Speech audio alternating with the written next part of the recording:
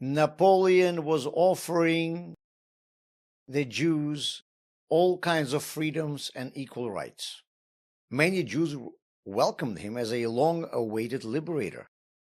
But the Alter Rebbe, the founder of Chabad movement and one of the most influential Jewish leaders of our history, rejected all of Bonaparte's offers.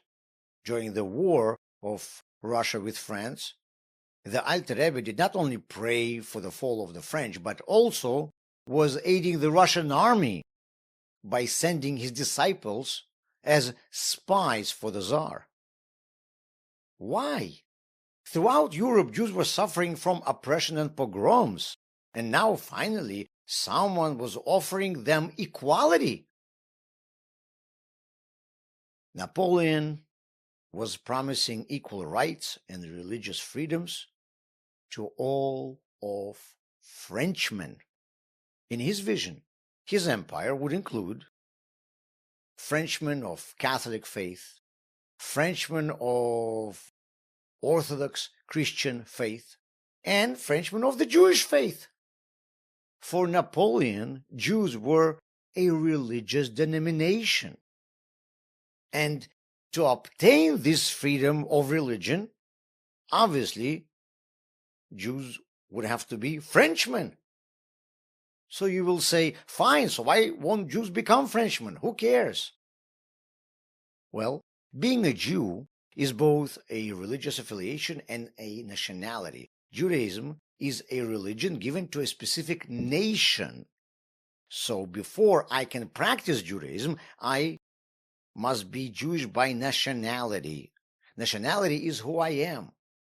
A religion is what I believe in. Nationality is primary. Religion is secondary.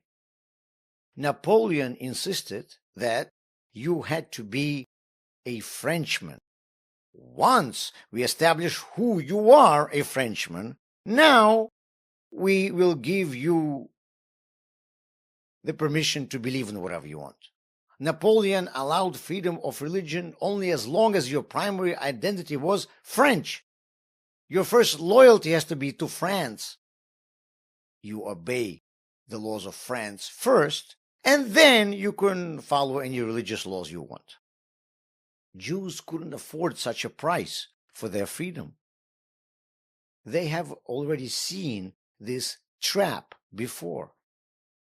How can I pray for my return to Jerusalem if I'm a Frenchman?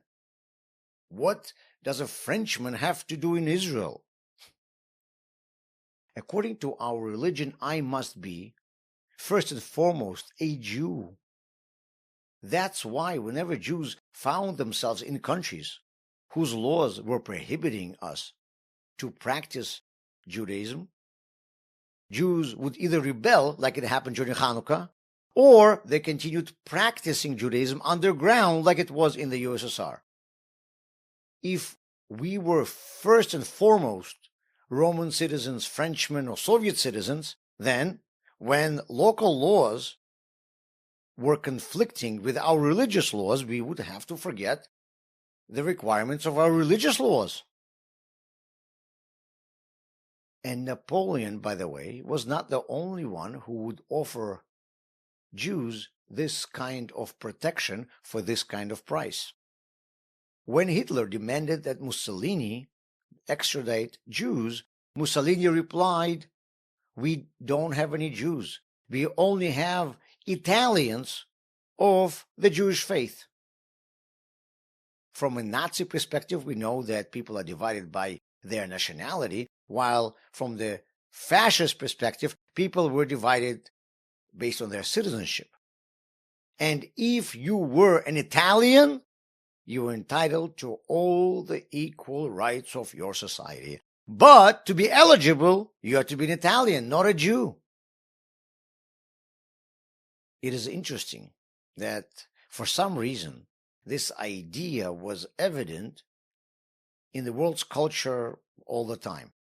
Someone who came from China to the US is called a Chinese American. That is, Chinese is an adjective and American is a noun. What kind of American is he? A Chinese American. A black person is called African American. Also, American is a noun, and African explains what kind of American he is. Jews, on the other hand, are called Russian Jew, an American Jew, a German Jew, and so on. I am a Jew. It's a noun. It's not an adjective. It defines who I am.